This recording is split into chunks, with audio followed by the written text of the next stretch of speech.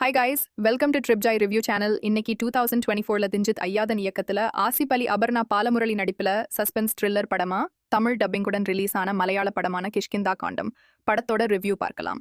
ஆசிப் அலியோட மகன் காணாம போயிடுறான். கொஞ்ச நாள் கழிச்சு அவருடைய மனைவியும் உடல்நலக் குறைவால் இறந்து போறாங்க. பிறகு அபர்ணா பாலமுரளியை இரண்டாவதாக திருமணம் செஞ்சுக்கிறாரு ஆசிப் அலி.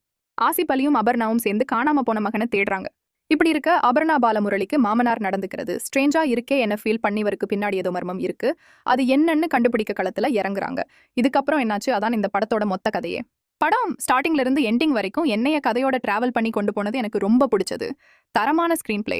கதை இப்படிதான் போக போகுது, கடைசியில் இப்படிதான் முடிக்க போறாங்கன்னு நான் யூகிச்சு படம் பார்த்துக்கிட்டு இருந்தா கடைசியில வச்சாங்க பாருங்க ஒரு ட்விஸ்டுக்கு. சத்தியமா அதை நான் எக்ஸ்பெக்ட் பண்ணவே இல்லை. அப்படியே வேற மாதிரி ஸ்டோரியை கொண்டு போய் அசத்தி விட்டாங்க. சூரஜோட எடிட்டிங் இன்னொரு ஹைலைட்டா சொல்லலாம். செமையா எடிட் பண்ணியிருக்காரு.